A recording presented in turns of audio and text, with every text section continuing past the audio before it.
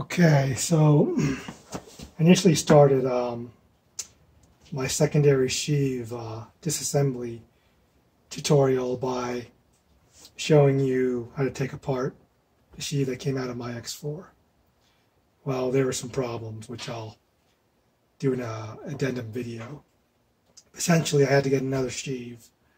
I bought the second hand, and I'll show you on this one how to take it apart. My method is a little bit different than Todd's because when you put this hold down, see if I can get the right one here. Oh, where'd you go? Here you are. This is for the Rhino and older ones. It's now been updated to handle the 850 X2 X4 secondary. But the problem with this is it's really hard to get a chisel on this nut with this on. You can do it, but it's kind of a pain. So I'm using a two-step process. I'm going to break the nut, the spring retaining nut loose first, and then I'm going to remove it. So I'm going to put a little gasket here, have a mouse pad underneath. I did have it centered, but now it's off. Okay. Put a socket on, and then I'm going to hold it down.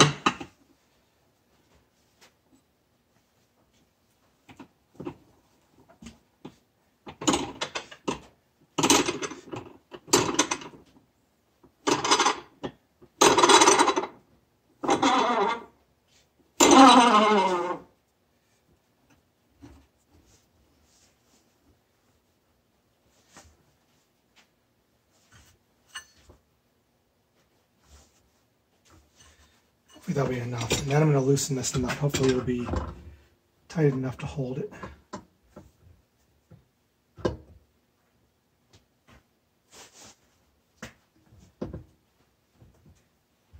There. So I just broke it loose. Okay.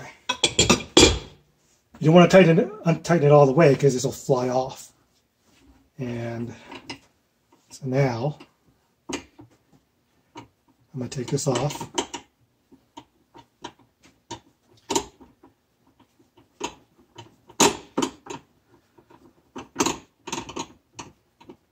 And you could probably apply the same concept to the Viking and Gen 1 Wolverine and the Rhino.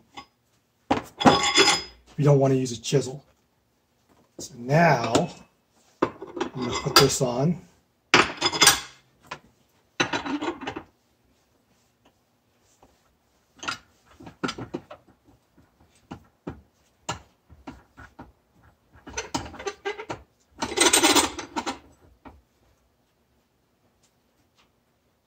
Make sure I get it centered.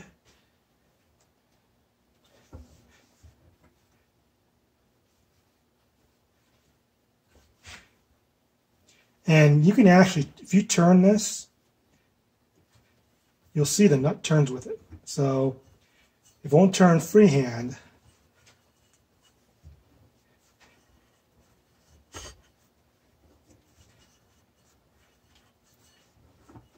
You can turn the spring with it. So let's see if I have enough.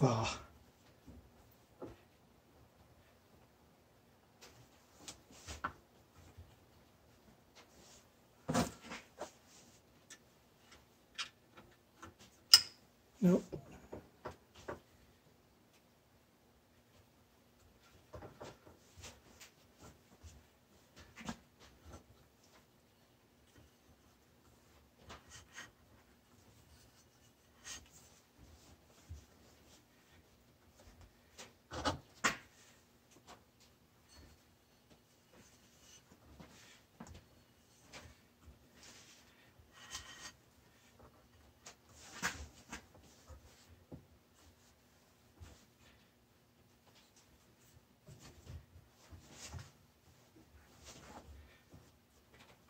Not as easy as the 700s because of all the spring pressure.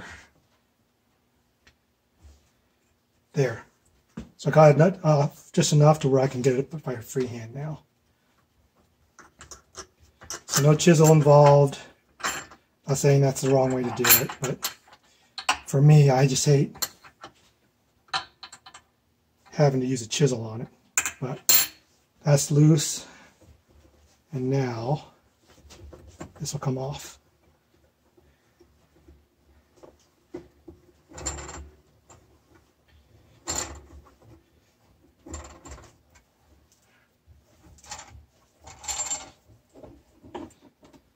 So hopefully the secondary sheave I bought second hand unit only had like 500 miles on it. So I'm hoping it's in good shape versus having to spend $300 for a new secondary sheave. So pull this off. I have good hopes because that's turning pretty good. And